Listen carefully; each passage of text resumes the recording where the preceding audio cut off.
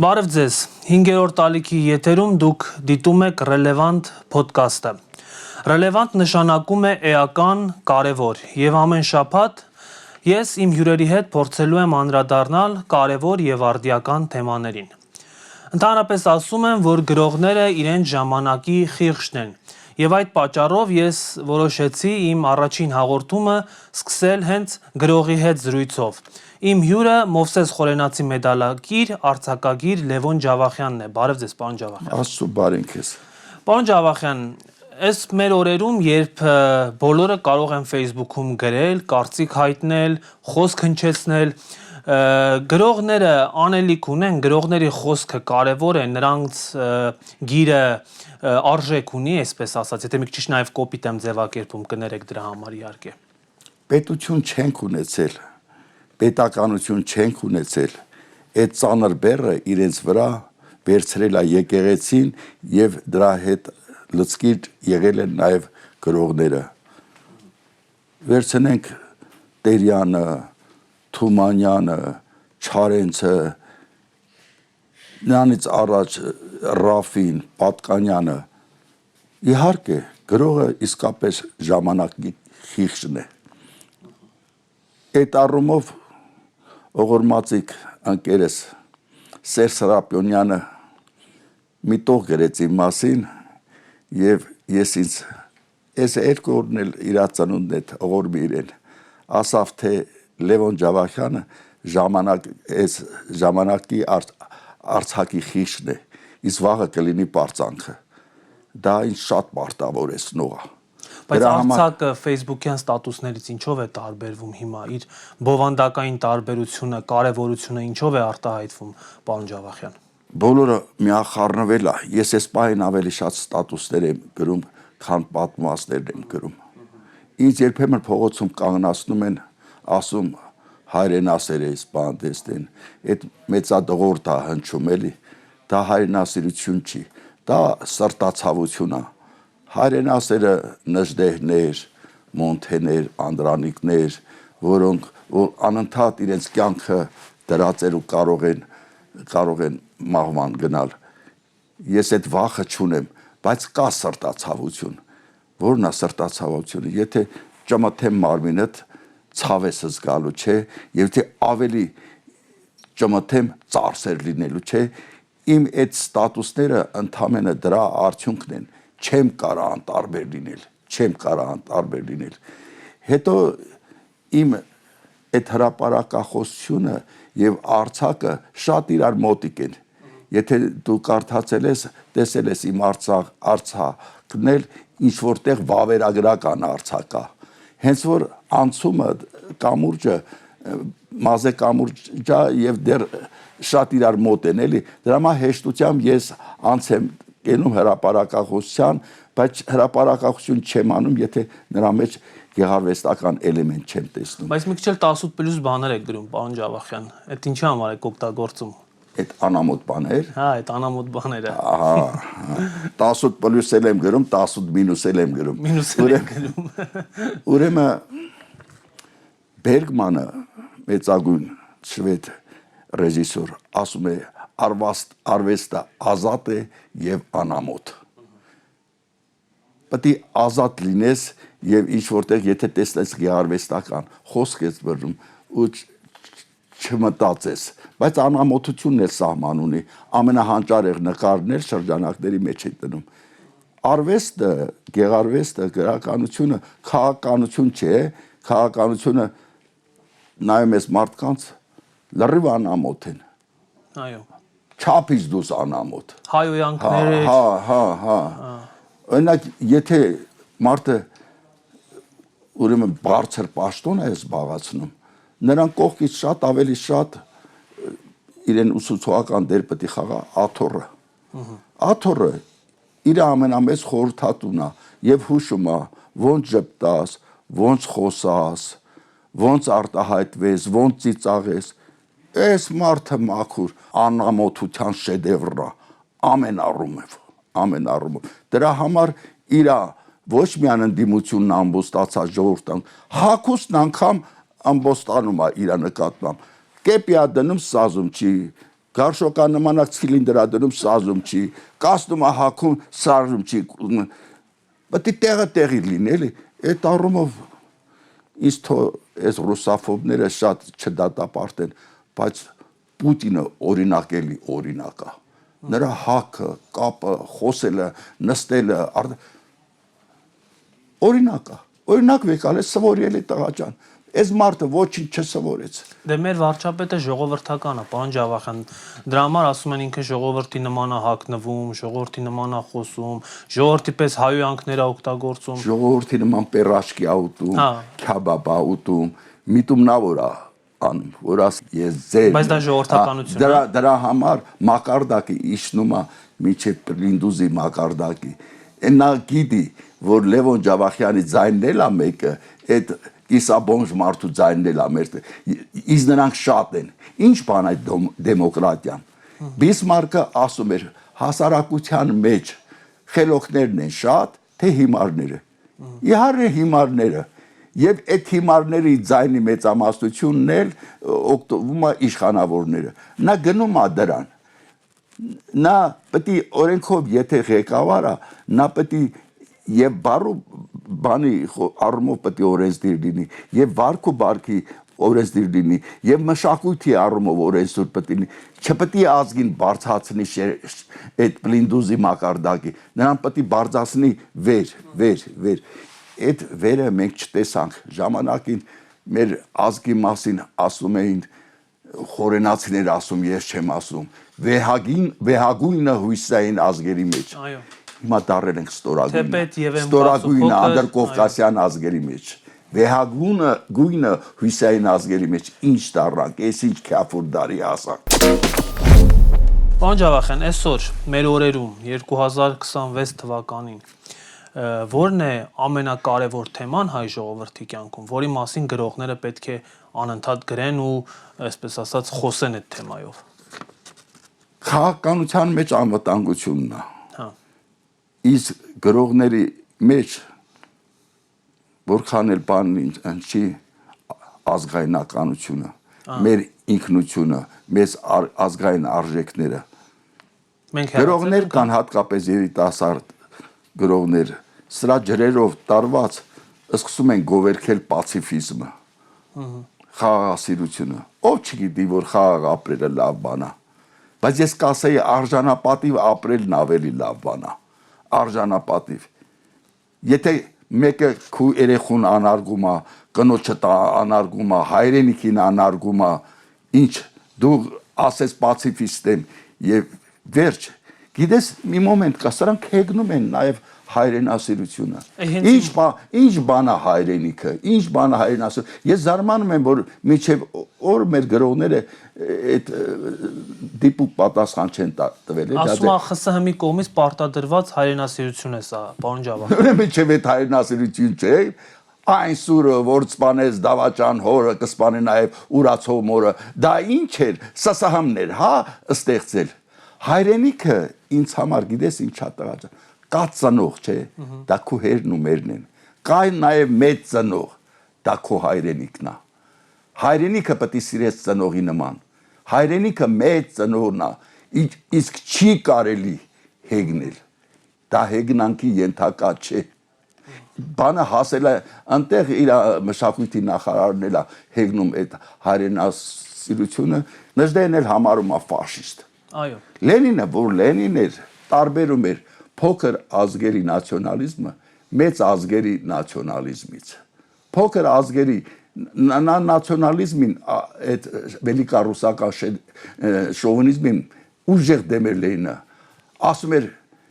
ես վելիկորուսական շովինիզմին հայտարարում եմ ոչ թե կենաց կռիվ, այլ մահվան կռիվ։ Հենց որ ազատվեմ այդ ցավոտ ատամից, մյուս բոլոր առողջ ատամներով կուտեմ այն, բայց այնուամենայնիվ Լենինը, որը իմ համար ճիվաղ էր այնուամենայնիվ քաղաքական, որը 140 աստիճանով պատմության ընթացքը թեքեց շրջեց, այնուամենայնիվ նա անգամ փոքր ազգի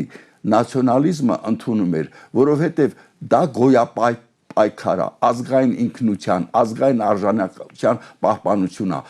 որը պրոգրես է։ Դե հիմա օրինակ արևմուտքն էլ է վերադառնում նացիոնալիզմին։ քիչ-քիչ արևմտյան պետությունները վերադառնում են նացիոնալիզմին։ Կարծեմ Սպենգերն էր, չէ, որ ասում էր Եվրոպան դեպի մայրամուտ ագնում 1800 թվերին։ Նրանք զգացին ցավը։ Նրանք զգացին, որ ցավի մեջ մահ կա, Եվրոպան իսկապես արևմուտ ագնում, եւ դրա համար իրենց ազգային ակունքներին է գնում։ Պարոն Ջավախյան, Սերվանտեսն ասել է, որ չկա մի երգ, որը գոհացնի բոլորին։ Ես ընթերցում էի ձեր ամենասկանդալային պատմվածքներից մեկը, որը կոչվում է Քիրվա։ Այնտեղ դուք նկարագրում եք Հայաստանում բնակվող մի ադրբեջանցու, ով Բաքվի եւ Սումգայիթի ջարդերի ֆոնին ստիպված է լինում լքեր Հայաստանը եւ գնալու ճանապարհին իր պարտքը վճարում է, այսինքն մինչեւ այդ կով էր գնել հայից, գումար էր պարտք մնացել եւ այդ պարտքը փոխանցում վճարում է։ Ես հասկացա այսպես, որ դուք այդ պատմվածքում փորձում եք նաեւ տեղահանված ադրբեջանցիների մասին գրել, բայց մենք տեսանք, որ ընդամենը 3 տարի առաջ շուրջ 120,000 հայ մարդ արցախցի, ովքեր 3000 տարուց ավել այնտեղ բնակվում են, ադրբեջանցիների կողմից ռմբակոծվեցին, հալածվեցին, սպանվեցին եւ ստիպված գաղթեցին, ցեղասպանության ենթարկվեցին։ Եթե դուք այդ պատմվածքը գրեիք ոչ թե 2008 թվականին, այլ այսօր, կգրեիք դա։ Այո, կգրեի։ Այդ նույն Այո, կգրեի։ Դա հայ ու ադրբեջանցու մասին չի։ Դա մարդու եւ մարդկայնության մասին է։ Այլից լինել գրեց այն ժամանակ, երբ որ իրենք վատ վիճակում էր, բայց գրեց չէ այն երազներ, ոնց էր կոչվում ինչ երազներ։ Ու շատ բանը դու համ ասում ես գրողը խիղճնա, համ էլ բան չանի, ինչ իմ սիրտը ցավում է Գազայի համար, իմ սիրտը ցավում է իրանցիների համար, որ պատնեշ են կանգնել ռումբերի համար, եւ իմ սիրտը առավել քան ցավում է, որ այդ հայրենասիրությունը, այդ տղամարդությունը, արիությունը վերացնում է, փլուզվում է հիմի այս ներկա վարչակարգի նման։ Հայը հիմի պատրաստ չի ռումբերի առաջ կանգնելու։ Բայց խաղաղության դարաշրջանի խոստումներից մեկն էլ պարոն Ջավախյան, Նիկոլ Փաշինյանի, Արջիշ դրա բաղադրիչներից մեկը շուրջ 300,000 ադրբեջանցիների Հայաստան գալն է, որոնք ըստ Ալիևի ժամանակին ստիպված գաղթել են եւ պետք է հետ վերադառնան։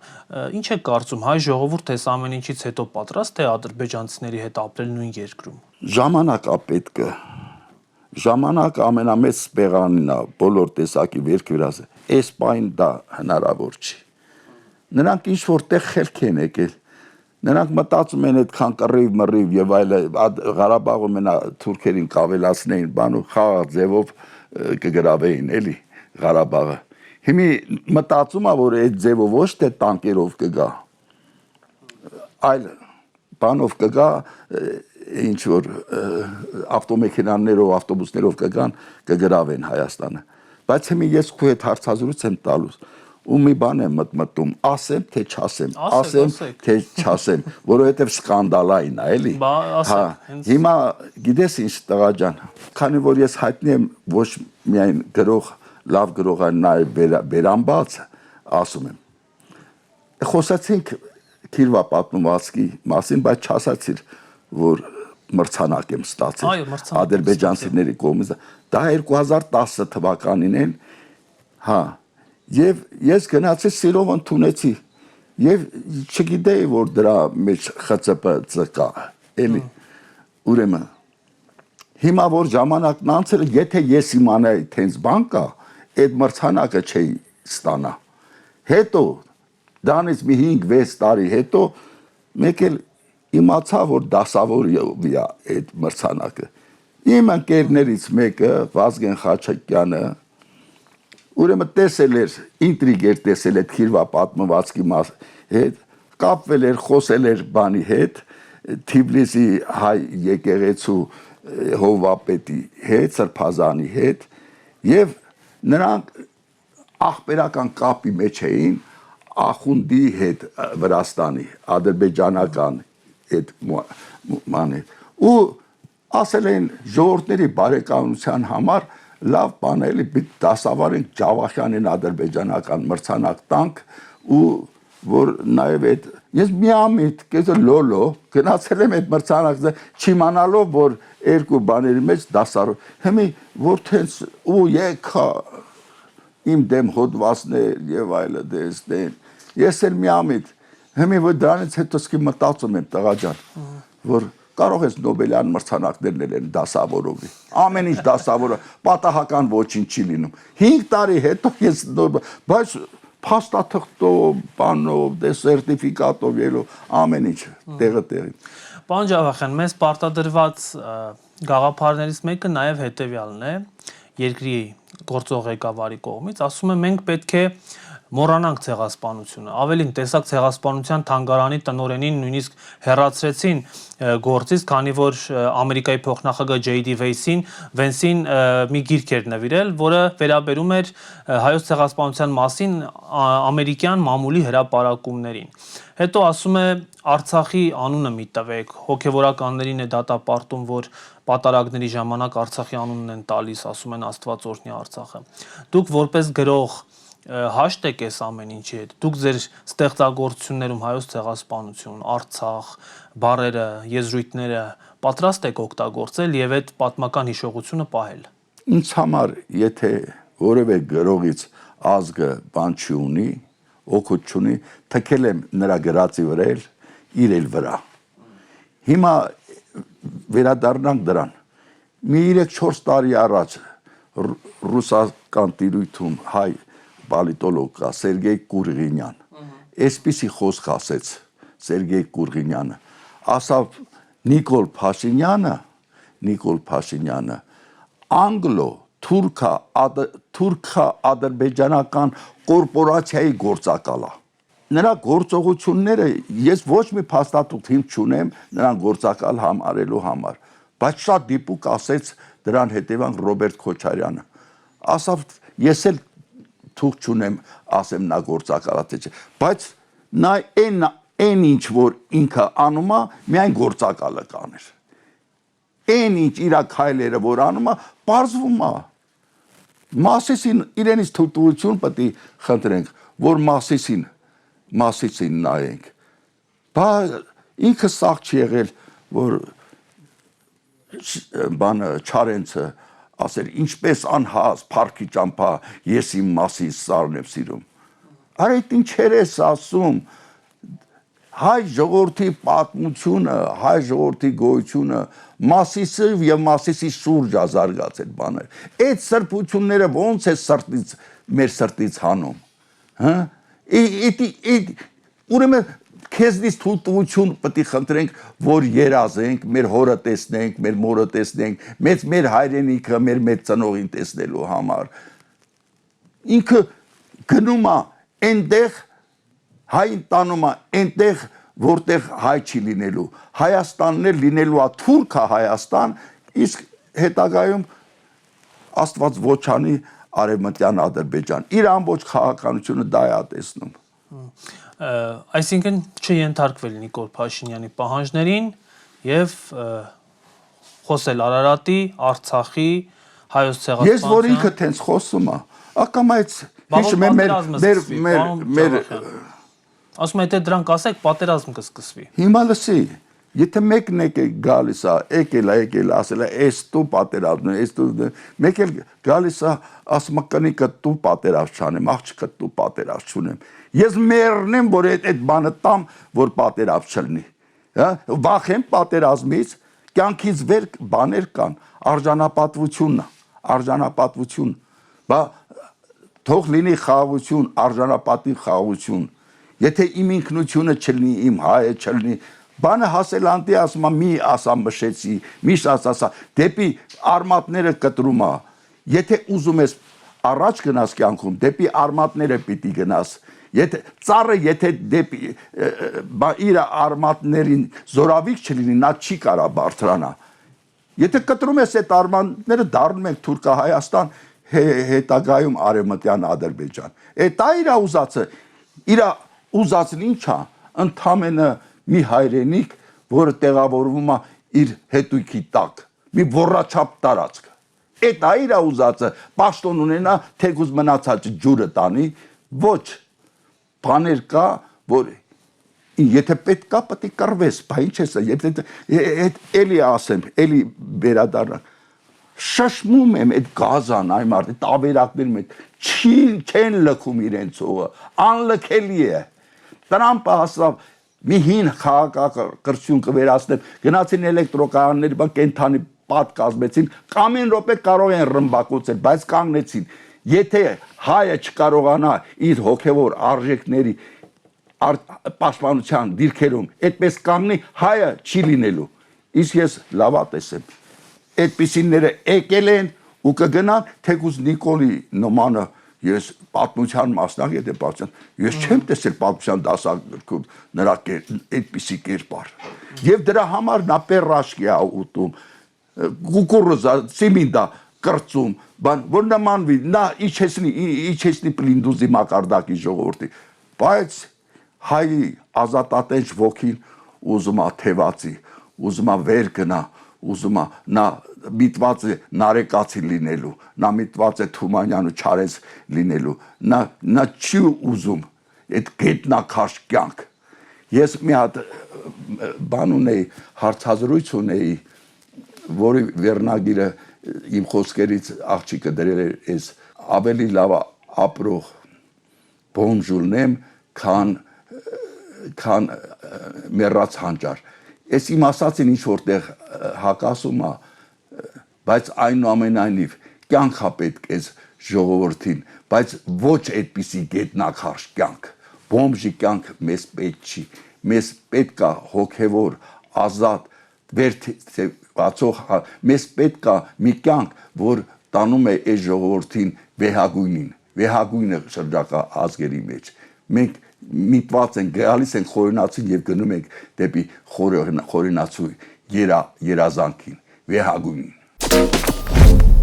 Պարոն Ջավախյան, մեր կյանքում, հայ ժողովրդի կյանքում ինչ նշանակություն ունի հայ առաքելական եկեղեցին։ Մենք պետություն չենք ունեցել, տղա ջան։ Մեր ամեն ինչը, մեր մշակույթը, հոգևոր արժեքները, բանը, եկեղեցին ա եղել։ Հիմիկ, որ դու հայ ես, ոնց ես հայ։ Ամենից առաջ երկու բան կա, չէ։ Նախ դու լեզունա և հետո հավատը, չէ։ Հիմա հավատը ուզում ա վերցնի, հավատն ուզում ա վերցնի, լեզուն էլ աղավաղում ա, արդեն հայոյախոսություն ա դարձնում, իսկ Պատկանյանը առաջ ավելի լուրջ էր ձևակերպում, ասում էր ինչ ա հայ, հայը ասում էր մայրենի լեզու, հայրենի դավանանք, ազգի պատմություն, հայոց ազգի պատմություն, ազգային գաղափարություն, այդ երեքի մեջ է բանան, գաղափարախոսությունը վերացնում է, եկեղեցու, դա զակազա, պատվեր է թուրքի, կամացուկ, մեր մեծ, չես տեսնում ինչ, այկան արժեքների և այլի վերացում,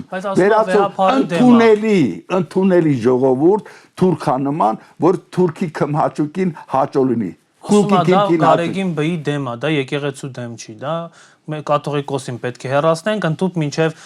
իրենց նախընտրական ծրագրում ամրագրել են։ Ինչի է Գարեգի բի դեմ, այսինքն ոնց է Գարեգի, ինչ եղել որ Գարեգի, որ բանա հա, երեխա ունեցել և այլը, բա այդ երեխա ունեցողներին խի է իր շուրջը վերցրել, են բանին, ես արյատան թեմի առաջնորդի բան, սաղ պիղծ եմ, ինքը մաքրել է կամայից, այդ մարդկանց ակրել է, այդ պիղծերին հավաքել է կողմը, առաքելական եկեղեցու դեման, հետո մի բան ասեմ, տղա ջան, կա գրված օրենքներ, կա չգրված օրենքներ, կնոջ հետ չլնելը, ինչ որտեղ բնության դեմ լինել է, մեր սկզբնական շրջանում, մեր կաթողիկոսները կանանց հետ էին,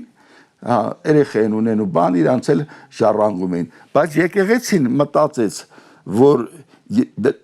կաթողիկոսները երեխա ունեն, ժառանգորդներն են, եկեղեցի ունեցվածքը կտրողվի, եկեղեցի ունեցվածքը կտրողվի, դրա համար նրանք կուսակրոն դարձրեցին, որ կին երեխա չունենան, որ ավելի նվիրված լինեն հայ առաքելական ես, բայց դա չի նշանակում, որ տակից թույլատրելի չէր եկեղեցին։ Ինչ անշարժ մարդ մի անգամ ապրում կնոջ երես չտեսնի, բան չունենա։ Դրանք այդ ձևի երեխա ժառանգներ ունենում են, բայց նրանք իրավական հիմք չեն ունենում եկեղեցու ունեցվածքը բանանել համար։ Հետո գիտես ինչ, ասում է թե թող քարքացի առաջինը նախ որ անմեղա։ Անմեղն ինքն է, իր ընտանիքը թող լայի, բայց կինն էլ անգամ լքեց իրեն։ Են ալենին թող նայի 3-4 անգամ ամուսնացել է, կողքին նայի ընդոցիններին եւ այլին, իր շրջապատը, ինչ օրինակ, ինչ բարոյականություն ունեն եւ ինչ բարոյական արժեքներից են փոխում եւ ինչ բարոյականություն են մեզ քարոզում։ Հռոմը կործանվեց անբարոյությունից։ Բարոյականության կործանումը պատճառ դեռավ Հռոմի կործան նման հայոյախոս ղեկավարը կկործանի մեզ, որովհետև տանում է անբարոյություն։ Իսկ ամենամեծ անբարոյությունը նա թուրքահպատակությունն է, որ գնում է դեպի հասկացանք պատերազմ պարտվեցիր եւ այլը դեսներ։ Էդ էլ ինչ հասավ ինքը, ասում է գիտակցված կերպով։ Ես գնացի պատերազմի եւ մեծ զեղողությունների որպեսի ազատություն եւ անկախություն ձեռք բերեմ, անկախություն եւ պետական։ Իմիջև քեզ պետականություն, անկախություն չի եղել, բայց աթոռը որ նստել ես, պետական աթոռ չի, այդ չես ժառանգել, դու ուրեմն գնացել ես քու իմ երեխանցը տարել ես զոհել ես գիտակցած կերպով, որ պետություն ստեղծել, ում ես խաբում դու։ Սա էշերի երկիր չի, սա հայերի երկիրն է, եւ հայեր, որոնք նաեւ մտածում են։ Միջև երբ պետք է դու պերաշկի ուտելով, սիմինտ կրծելով, կուկրուզ կրծելով, քաբաբ հոշոտելով, այս ազգի մշակույթը իշեցնես, այն հայերեն շրիշակ են ասում, քանի ուզեցի ասեմ լեզուս շրիշակի մակարդակի, հա։ Նիկոլ Փաշինյան, քու գնալու ժամանակն է։ Ժամանակին ես ասել եմ, աղերսել եմ, որ գնա, չի ուզում գնա, որովհետև իր վրա գնա, բայց ես քեզ ասեմ, ինքը մնա, չի շահելու, եթե ընտրվի էլի չի շահելու, թույն ու թարախի վրա, Կորյուն ջան, ոնց կարող է դու իշխանություն բարես, թույն ու թարախի վրա, ինչքան կարելի է նստել, դա անկախատեսելի հետևանքներով է հղի, ավելի լավ է ինքը գնա, յանտա, մեզանից էլ մենք էլ յանտ, թող փախ չի, ես իրա մերները չեմ ուզում, թող գնա ռադալնի, ապրենք էլի, շունչ խասենք էլի, համ շունչ խաշենք, համ շնչենք, համ շունչ խաշենք, համ շնչենք, ազատվենք դրանից։ Պարոն Ջավախյան, դուք վերնիսաժում արծաթներ եք վաճառում, արծաթը սովորաբար ընդունված է համարել դավաճանության գին, հա, հուդան 30 արծաթի դիմաց, մեր ազգում դավաճանությունը շատ է։ Նախ այդ արծաթ վաճառելու վրա, ես իմի սիրած խոսերից է, որ հարկը գալիս է այդ հարցին այդպես են պատասխանում, ասում եմ 30 արծաթով հուդան, իր հոգին ծախեց, ես այդ արծաթն եմ ծախում, որ հոգիս պահեմ, իսկ ինչ մնում է դավաճանության, որ երկրում դավաճաններ չեն եղել, եթե Ռուսաստանում, որի նկատմամբ ես հարգանք ունեմ, դավաճանություն չներ, հորդան 300 տարի կիշխեր այդ հսկայական ռուս ազգի վրա, բոլոր ազգերի մեջ դավաճանություն կա, բայց չափ կա, ցավ կա, չափ կա, սահման կա, սա դավաճան չի, սա թշնամին է, ավելին է, դավաճանը սկզբում լավ բաներ անում եւ այլը դեստեն հայ ալնում եւ այլը ինչ որ գործնություն հետո դավաճանում է սա են գլխից թշնամի սա ոչ այլ ինչ եթե ոչ Ալիևի եւ Էրդողանի դրածոնա մեր վրա այն մարդ խոսում է դու եկեղեցուց խոսեցինք եւ այլը որ ինքը մեծ հետեւորդ է չէ դու տեսարի ինչ հրճվանքով էր սրտի վրա դրել Էրդողանի գիրկը բերանը միջև ականջները բացարել հրճվում էր տղեն կյանքում այդպես ավետարանը դրել է սրտիննա Պարոն Ջավախյան, դուք պատմության մասնագետ եք, նաև պատմության ուսուցիչ եք աշխատել,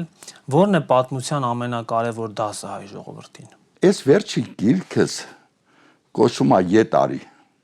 Վերջին, նախավերջինն է։ Այս վերջին գիրքս կոչվում է Տուն գնացող արևը, որը մեր մայրամուտն է նախասնում։ Իսկ նախորդը կոչվում է Ետարի։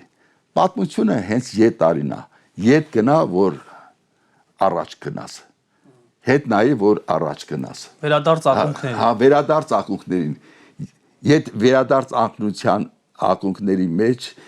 եւ քու պատմությունն է, եւ քու անցյալն է, եւ քու սերն է, եւ քու հույզն է, եւ քու պաշտպանունքն է, եւ հոգեվոր արժեքներն է, դա ամենակարևորը այն պատվանդանն է, որ այսօրվա վրա դնում ես քո գոյության արձանը։ Եթե սա կտրում է այդ ամենը, եթե այդ Ետարին չլինի, այդ խմբագրում է, չէ, նաև այդ պատմությունը։ Ով է դու, ով ես ելել։ Այդ ասի, որ այն Մհեր Մկրտչյանի խոսքը։ Չէ, չեք ասա։ Հա, ակամայից որ սրան նայում եմ, այս փանջունուն կամ քաղաքականության մեջ գիքորին, ակամայից հիշում եմ այդ կինոն էլի, որ ասում է, «Кто этот потерпевший»։ Ով ես դու արա։ Ով ես այդ ով դարար, որ ես ազգին դարար։ Այս ազգի ոնց ես սուր բարձրացնում ես ազգի պատմության վրա, անցյալի վրա, հա? Ով ես դու։ Ինչ մարդ ես դու։ Ինչ մարդահիսաբից։ Ինչ մարդահիսաբից դու։ Թող ապրենք էլի, գնա էլի ցավդ տանեմ։ Գնա թող շնչենք ու արտաշնչենք էլի։ Կարող է ապրենք էլի։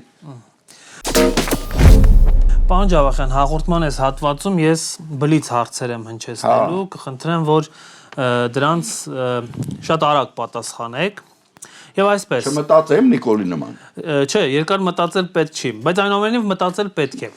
Այնուամենայն։ Այո։ Ուիլյամ Ֆոլկներ թե Հրանտ Մաթևոսյան։ Ուրեմն Ֆոլկները մեծ գրող է, համաշխարհային դեմք է։